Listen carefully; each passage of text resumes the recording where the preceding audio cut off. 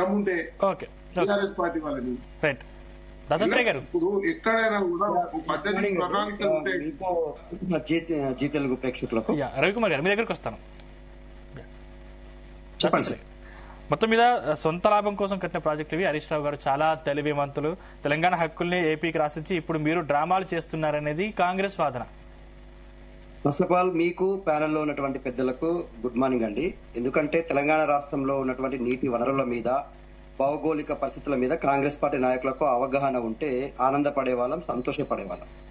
తరతరాలుగా కాంగ్రెస్ పార్టీ తెలంగాణ రాష్ట్రంలో గాని, ఉమ్మడి ఆంధ్రప్రదేశ్ లో గాని అధికారంలో ఉన్న ప్రతిసారి తెలంగాణ ప్రాంత ప్రజలకు తీవ్రమైనటువంటి అన్యాయం చేస్తూనే వచ్చింది.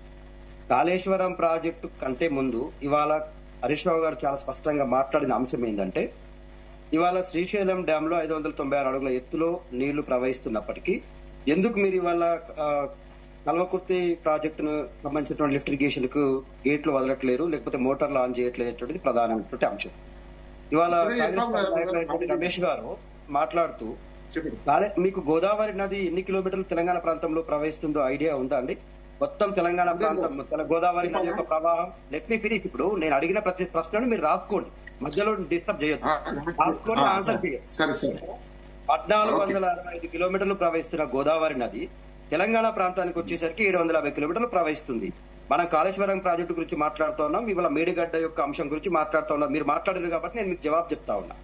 1480 టీఎంసీల ఉమ్మడి ఆంధ్రప్రదేశ్ ఒప్పందాల ప్రకారం 1480 టీఎంసీల నీళ్లుంటే తెలంగాణ ప్రాంతానికి 968 టీఎంసీల నీళ్ల కేటాయింపులు జరిగినాయి. 968 టీఎంసీల నీళ్లలో ఒక చుక్కను కూడా ఒడిసిపట్టే ప్రయత్నం చేసిందండి 60 ఏళ్లలో కాంగ్రెస్ పార్టీ. గోదావరి నది పైన ఇప్పటి వరకు కట్టిన ప్రాజెక్టులన్నీ ఒక్క ఎస్ఆర్ఎస్పీ దేవాదుల తప్ప ఇప్పటి వరకు ఒక సింగిల్ ప్రాజెక్టుకు తట్టెడు మట్టి తీసే ప్రయత్నం చేయని మీరు ఇవాళ తెలంగాణ ప్రజల యొక్క నీటి హక్కుల గురించి మాట్లాడే నైతిక హక్కు మీకుందా?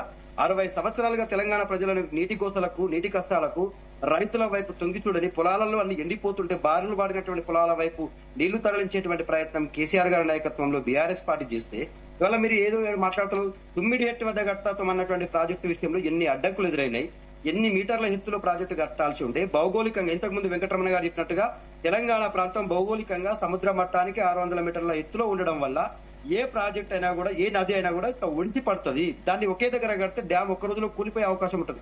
అందుకే కదా మహారాష్ట్ర కూడా అక్కడ ఆబ్జెక్షన్ చెప్పడం వల్ల 152 మీటర్ల ఎత్తుని తగ్గించుకోవాల్సిన పరిస్థితులు వచ్చినప్పుడు మనం విశాలమైనటువంటి ప్రాంతానికి వెళ్లాల్సిన అవసరం ఉంది. విశాలమైన ప్రాంతం ఎక్కడుంది అనేటువంటిది కేసీఆర్ గారు నిర్ణయించింది కాదది.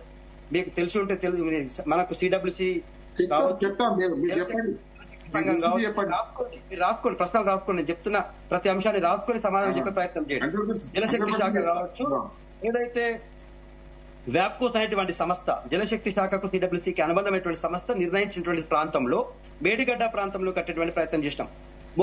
మొత్తం కాళేశ్వరం ప్రాజెక్టులో తుమ్మిడిహెట్టి వద్ద కాంగ్రెస్ పార్టీ ప్రాజెక్టులో ఒకే ఒక చేంజ్ జరిగింది. మేడిగడ్డ వద్ద తప్ప మిగతా 6 ఏదైతే మనం ప్రాజెక్టులలో ఉన్నటువంటి భాగాలు ఉన్నాయో, మనం లిఫ్ట్ ఇరిగేషన్స్ కట్టుకోవాలనుకున్నాము, ఆ 6 యథావిధిగా కట్టడం జరిగింది. ఒకే ఒకటి మార్చడం మేడిగడ్డ వద్ద. ఎందుకు? నీటి లభ్యత విషయం కావచ్చు, సుదీర ప్రాంతంలో విశాలమైనటువంటి ప్రాంతం అనుకూలంగా ఉండడం కావచ్చు. ఇందులో భాగంగా మనం అక్కడ కట్టుకునేటువంటి ప్రయత్నం చేసినాం. ఒకటి. రెండోది, ఇవాళ ఇది కేవలం వరద నీరు వచ్చినప్పుడు మాత్రమే మేడిగడ్డ వద్దకు నీటిని తరలించేటువంటి అవకాశం ఉంది.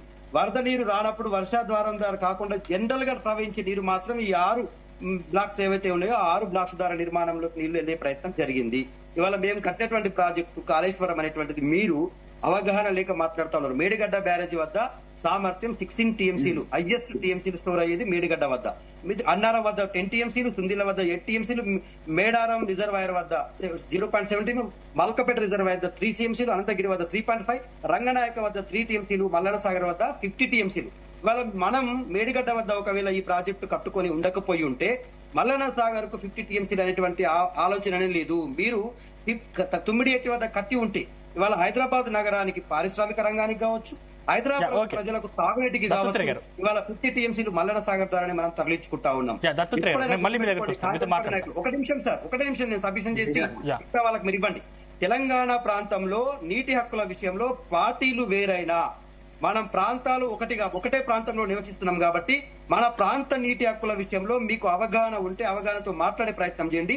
నీటి తప్పుల విషయంలో ఏవైనా ఉంటే మనం కూర్చొని మాట్లాడుకునే ప్రయత్నం చేయాలి తప్ప మీ నాయకుడు ముఖ్యమంత్రి గారికి దేవాదుల ఏ బేసిన్ ప్రాంతంలో ఉందో అవగాహన లేదు. మీకు రాయలసీమ అనేటువంటి ఏదైతే ఉందో Yeah, okay, Godavari okay, okay, okay.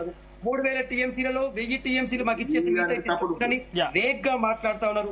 మీకు తెలుసా గోదావరి నది పైన ఇప్పటి వరకు ఒక ట్రిబ్యునల్ ఏర్పాటు కాలేదు. గోదావరి నది పైన సిడబ్ల్యూసీ మీటింగ్ జరగలేదు. గోదావరి నది పైన అపెక్స్ కౌన్సిల్ మీటింగ్ జరగలేదు. ఇవన్నీ జరగకుండానే 1000 టీఎంసీలు నీళ్లు తీసుకుపోమని చెప్పేటువంటి ప్రయత్నం మీరు చేస్తా ఉంటే మేము కులంకషంగా మా వాటా తేలాలరా బాబు, మా వాటా తేలిన తర్వాతనే ఆ టీఎంసీల నీటి పంపకాలు జరగాలని మేము కొట్లాడుతా ఉన్నాం. మీరు ఏది పడితే అది వేగ్గా మాట్లాడితే అట్లా కుదరదండి రమేష్ గారు. మీరు సబ్జెక్ట్ నేర్చుకొని రావాలి, తెలుసుకొని రావాలి. మీరైనా మీ నాయకులైనా okay okay okay okay Dattatreya గారు దత్తాత్రేయ గారు మళ్ళీ మీ దగ్గరకు వస్తాను, మీతో మాట్లాడతాను. రైట్ రైట్ రవికుమార్ గారు గుడ్ మార్నింగ్. Good morning. మీరు ఏం చేయొద్దండి. యా రమేష్ గారు మీరు చెప్పండి, నేను దానికి Yeah. జవాబు చెప్తాం. యా మాకు తెలియదు, ఆమెకు తెలియదు. ఓకే ఓకే ఓకే రమేష్ గారు నేను మళ్ళీ మీతో మాట్లాడతాను. రైట్ రవికుమార్ గారు ఓకే. ఎస్ యా నీళ్ల విషయంలో రాజకీయ రగడ అప్పటి నుంచి కొనసాగుతూనే ఉంది. దాన్ని మీరు చూస్తూనే ఉన్నారు. అంటే కాంగ్రెస్ వాదన ఒకలా ఉంది, బీఆర్ఎస్ వాదన ఒకలా ఉంది. మొత్తం మీద మీ వర్షన్ ఏంటి? ఈ రెండు పార్టీలు కూడా నేను గత 10 సంవత్సరాల టిఆర్ఎస్ పాలన కావచ్చు, అంతకుముందు 10 సంవత్సరాల కాంగ్రెస్ పాలన కావచ్చు, ఈ రెండు పార్టీల పాలనలో గోదావరి ఇప్పుడు చెప్పారు దత్తాత్రేయ గారు, ఎంతైతే తెలంగాణలో 750 కిలోమీటర్లు అప్రాక్సిమేట్ గా ఏదైతే ప్రవహిస్తుందో అదేవిధంగా అంతే మొత్తంలో తెలంగాణలో కూడా కృష్ణా నది ప్రవహిస్తుంది. ఈ రెండు నదుల